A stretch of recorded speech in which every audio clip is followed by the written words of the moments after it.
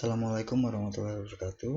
Baiklah, pokok bahasan kita di pertemuan kali ini adalah bagaimana kita melakukan yang namanya proses transaksi valuta asing. Jadi sedikit saya bahas dulu definisi dan teori dari valuta asing ya. Jadi apa itu valuta asing? Jadi valuta asing itu adalah mata uang yang diakui, digunakan, dan diterima sebagai alat pembayaran dalam transaksi perdagangan internasional. Jadi misalnya eh, contoh falas itu adalah kalau di Inggris itu dolar ya, dolar, di Arab itu mungkin rial, di Indonesia itu eh, yang berlaku mata uangnya adalah rupiah ya. Jadi misalnya falas ini digunakan ketika kita akan melakukan yang namanya perdagangan internasional.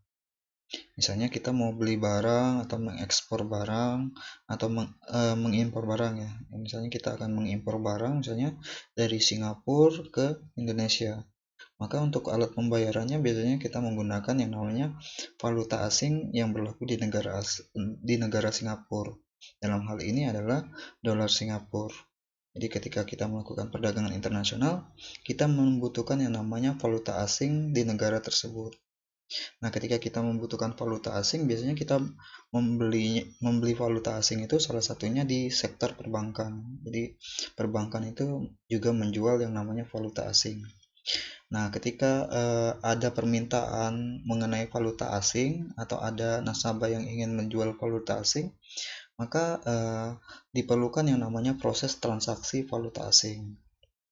Nah, bagaimana proses transaksi valuta asing?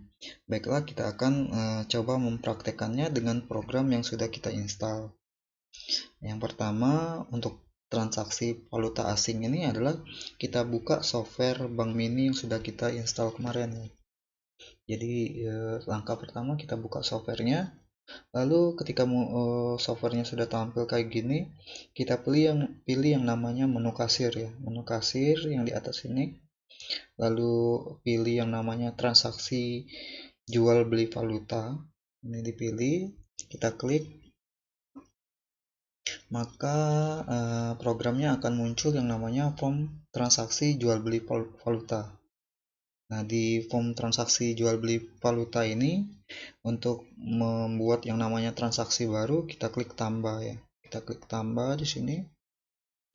Nah, masukkan sandi transaksi. Sandi transaksi ini bisa kita dapati di sini ya. Klik tanda panah ke bawah ini, ada beberapa pilihan transaksi. Misalnya kalau di sini kan softwarenya perbankan syariah, mungkin mata uang falasnya cuma ada dua ya, dinar misalnya sama dirham. Jadi kalau di konvensional mungkin di sini dinar ini bisa diganti ya, ganti saja sama dolar misalnya. Atau kalau di Italia misalnya lira ya, atau di Malaysia mungkin ringgit ya. Jadi itu ya. Jadi ini hanya sebagai contoh, misalnya kalau yang di syariah ini cuman ada dua pilihannya valuta asingnya, misalnya dinar sama dirham ya.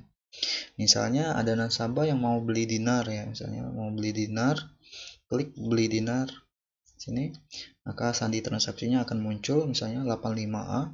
Itu artinya bahwa transaksi yang akan dilakukan adalah beli dinar. Oke, kalau sudah dipilih sandi transaksinya, masukkan jumlah nominal yang nasabah akan beli.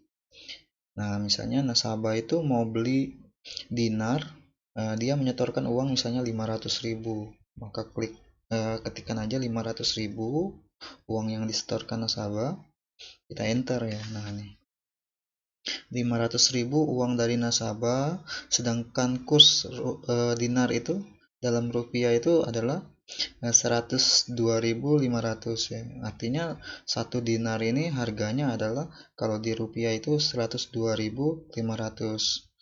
Nah, misalnya konsumen atau nasabah ini akan membeli dinar seharga 500.000 rupiah. Kalau dikonversi ke dalam dinar berarti 500.000 rupiah ini setara dengan 4,87805 dinar ya. 4,87805 dinar.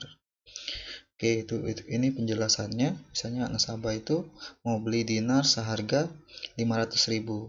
Kalau nominalnya sudah sesuai, kita bisa klik simpan ya, klik simpan. Nah, maka transaksinya sudah berhasil ya. Transaksi nomor bukti transaksinya sudah ada, transaksinya sudah berhasil. Nah, transaksi ini akan mengurangi yang namanya persediaan dinar yang ada di teller atau yang ada di bank. Sedangkan dari transaksi ini juga akan menambah uang cash pada kasir ya. Gitu. Ini penjelasan posisi debit sama kreditnya. Lanjut, setelah transaksi ini berhasil, transaksi di komputer teller ini berhasil, maka teller wajib memberikan yang namanya bukti validasi atau bukti transaksi ya kepada nasabah. Misalnya kalau di sini untuk memberikan bukti validasi atau cetak validasi, kita conteng di sini ya, conteng cetak validasi, lalu kita pilih print ya. Lalu kita pilih print sebentar ini. Nah, ini ya. Akan secara otomatis diarahkan kepada printer ya, printer settingan printernya, lalu klik OK saja ya untuk mencetak yang namanya validasi. Kalau printernya sudah terhubung sama programnya, otomatis form cetak validasi akan terprint ya. Ini kebenaran saya ini tidak terhubung ya, jadi ini saya akhiri saja. Nah, baiklah itu ini saja penjelasan dari saya bagaimana kita melakukan transaksi jual beli falas ya. Jadi di sektor perbankan itu juga memperdagangkan yang namanya valuta asing. Jadi nasabah bisa melakukan beli falas maupun bisa juga melakukan yang namanya jual falas ya.